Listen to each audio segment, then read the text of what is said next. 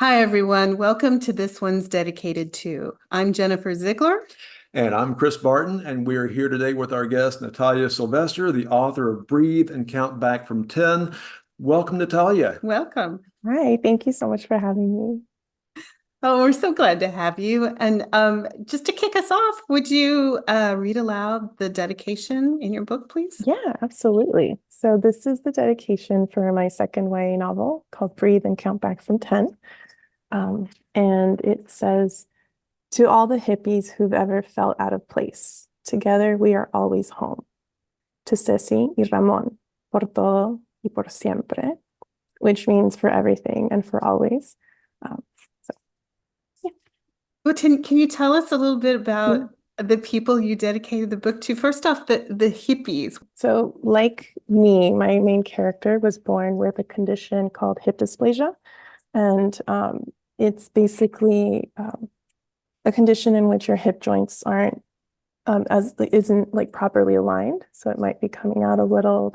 So much of this book was inspired by the fact that I grew up with hip dysplasia and I grew up in and out of surgeries my whole life. I really never knew anyone else who had hip dysplasia.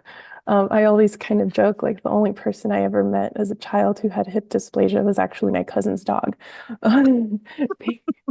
because it's very common in dogs. And so, they had this golden retriever who had it on both hips, and I was like, "Oh, Ego, you and I we're like this, we understand each other." And I think it just goes to show how much that representation really matters when you're growing up, and even in adulthood too, as well, right? And so when as I got older, and I think really in large part to like online communities, I really learned that there was this whole community of people who had hip dysplasia, and a term that I found that I didn't even know existed was hippies to describe us.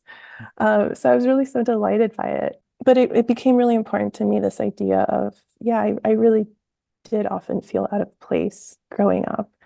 And to look back and realize I was never alone was really powerful. And it was one of the reasons that I wrote this book. And so I just kind of always hoped to create that same sense of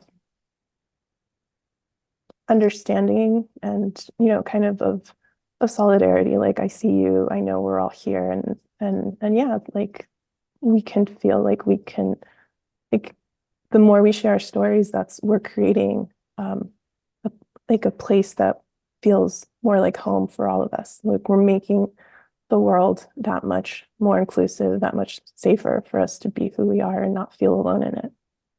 Definitely. Yeah. And how about Ceci and Oh. Ramon? Who are they? And So Ceci and Ramon are my parents. And growing up, my sister and I always called my parents by their first names. People thought it was the strangest thing. And to us, it couldn't be like the weird thing would be calling them mom and dad. Like, I can't imagine calling my parents that.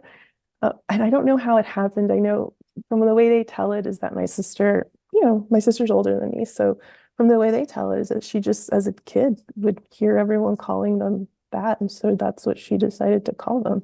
And, and I chose to make the dedication por todo y por siempre in Spanish because that's our first language. And that's how I speak to my parents to this day, even though they also are bilingual. Um, but it's hard to put in so few words.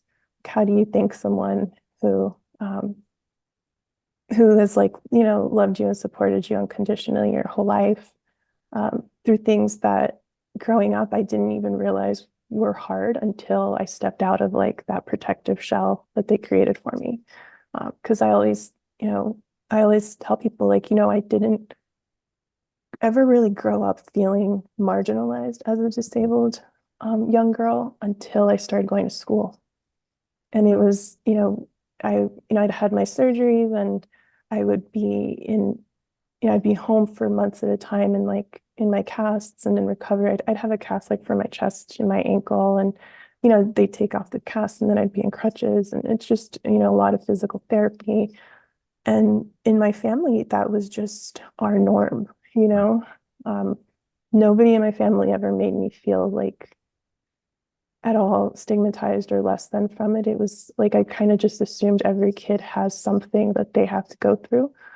And it's often that is often the case, right? But when I got to school, I remember it was the first time it was looked at differently. And that was when I experienced bullying and really like prying like uncomfortable questions. And I wanted to kind of, in the dedication, at least express to my parents how much I'm grateful to them for making it be so that I could feel that love and always fall back on that in moments when it was hard. And how did you let your parents know that this was dedicated to them? Um, well, that's a good question. I think I always just let them see it on their own when they first read it. It's always fun to watch them open it and see and kind of see what hits them. And my mom definitely cried. Mm. And my dad is so cute. He's like the biggest cheerleader. So my dad, like with every book I've had, like as soon as he gets his copy, and he gets it in every format. He gets it in ebook, an audiobook, and in the print. And so he'll like send me pictures of him driving. Like with this one, he sent me a picture of him driving to work that day and being like, I'm listening to it in the car. Oh.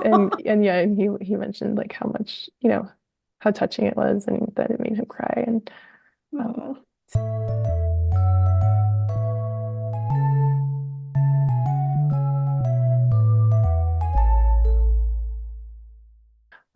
and that's how we grew up. And when I was in fourth grade, I was living in Central Florida at the time, which is where this book is set.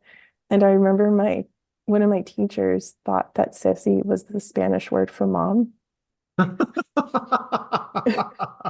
And it always kind of made me laugh. And I was like, in my mind, it is though. Yeah. Like in my mind, those are my words for mom and dad. And they just happen to be my parents' names. And they carry all that same tenderness that those words would carry for anyone else.